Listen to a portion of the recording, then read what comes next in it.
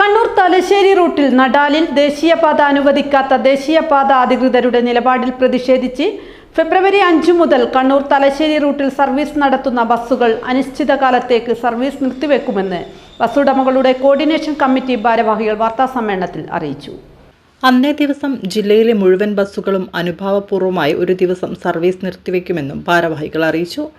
Underpass ഇല്ലാത്തതുകൊണ്ട് അതുവഴി തലശ്ശേരിയിലേക്ക് പോകുന്ന 60ഓളം ബസ്സുകൾ ചാല അമ്പലം വരെ 7 കിലോമീറ്റർ അധിക ദൂരം സഞ്ചരിക്കേണ്ടി വരും. അണ്ടർപാസ് നിർമ്മിച്ച് പരിഹാരമുണ്ടാക്കാൻ 2 വർഷം മുന്നേ കേന്ദ്രമന്ത്രി നിതിൻ ഗഡ്കരി ദേശീയപാത അധികൃതർക്കും ജില്ലയിലെ MP-മാർ, മന്ത്രിമാർ, MLA-മാർ, കേരള മുഖ്യമന്ത്രി എന്നിവർക്ക് നിവേദനം നൽകിയെങ്കിലും പ്രശ്ന പരിഹാരമുണ്ടായില്ല എന്നും ഭാരവാഹികൾ പറഞ്ഞു.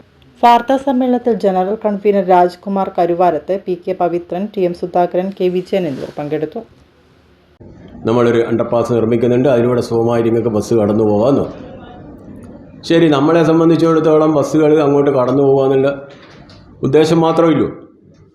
അങ്ങനെ ഊർപ്പശിക്കാവിൽ അണ്ടർ ബ്രിഡ്ജ് നിർമ്മിക്കുന്ന സമയത്ത് ഞങ്ങൾ ആ സ്പോട്ടിൽ പോവുകയും NHAI അധികൃതരുടെ ഇടയിൽ ഇതിൻ്റെ ബന്ധപ്പെട്ട ടോപ്പ് ഉദ്യോഗസ്ഥന്മാരുടെ ഇടയിൽ ഇങ്ങനെ അവിടെ ബൈപ്പാസിലൂടെ ആ ചെറിയ അണ്ടർപാസിലൂടെ വലിയ വാഹനങ്ങളായ ബസ്സുകൾ കടന്നു പോകലേ, അതൊക്കെ കടന്നു പോകാനുള്ള സൗകര്യം നമ്മൾ നിർമ്മിക്കും. അങ്ങനെ പറഞ്ഞു കഴിഞ്ഞാൽ നമ്മൾ ബസ് പോകില്ല എന്നുള്ള പൂർണ്ണ ബോധ്യമുണ്ട്. നമ്മളൊരു ബസ് എടുത്തിട്ട് അതിൻ്റെ ഉള്ളിൽ കടത്തി പോകാവുന്ന സമയത്ത് ആ ബസ് അവിടെ തട്ടാനിടയിലുണ്ട്, ബസ് കടന്നു പോയില്ല. അതെല്ലാം പോയിക്കോളും പിടിക്കും പറയാമെന്നല്ലാതെ പിന്നെ ഇവർ ഓരോ ചർച്ചയിൽ അതും മന്ത്രി, ജനപ്രതിനിധികൾ, ഞങ്ങളെല്ലാം അടങ്ങിയ ചർച്ചയിൽ ഇതിനൊരു പരിഹാരം നമ്മൾ ഉണ്ടാക്കി തരും. ഒന്നിക്ക് അടുത്ത ഊർപ്പശിക്കാവിൻ്റെ അണ്ടർപാസ് നമ്മൾ മാറ്റിപ്പണിത് തരും, അല്ലെങ്കിൽ OKP സ്കൂളിൻ്റെ അടുത്ത് പുതിയ അണ്ടർപാസ് നിർമ്മിക്കുമെന്ന് ഞങ്ങൾക്കല്ല, ബഹുമാനപ്പെട്ട മന്ത്രി, അതുപോലെ കളക്ടർ, ADM,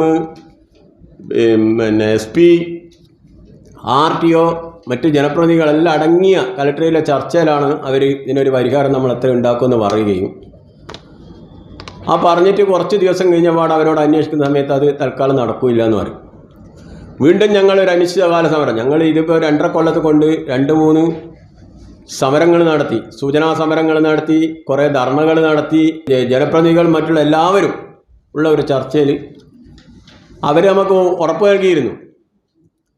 അങ്ങനെ ലാസ്റ്റിൽ എന്ത് പറയാമെന്ന് പറഞ്ഞു കഴിഞ്ഞാൽ മുഖ്യമന്ത്രിയുടെ അവലോകന യോഗത്തിലും ഇതിനൊരു പരിഹാരം ഉണ്ടാക്കണമെന്ന് മുഖ്യമന്ത്രി ആവശ്യപ്പെടുകയും അതുപോലെ ചെയ്യാമെന്ന് അവർ ഏൽക്കുകയും പിന്നീട് അതിൽ നിന്ന് വ്യതിചലിക്കുന്ന സമീപനമാണ് ഉണ്ടാകുന്നത്.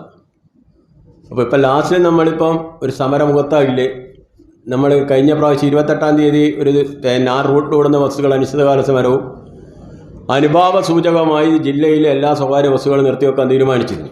അപ്പോൾ അന്ന് മന്ത്രിക്ക് അസൗകര്യമില്ലാത്തതുകൊണ്ട് ആ 24-ാം തീയതിത്തെ ചർച്ച നടന്നില്ല. അപ്പോൾ പിന്നീട് ചർച്ചക്കോ മറ്റുള്ളവോ ബന്ധപ്പെട്ട ഉദ്യോഗസ്ഥന്മാരോ ബന്ധപ്പെട്ട അധികൃതരോ ഞങ്ങളെ വിളിച്ചില്ല.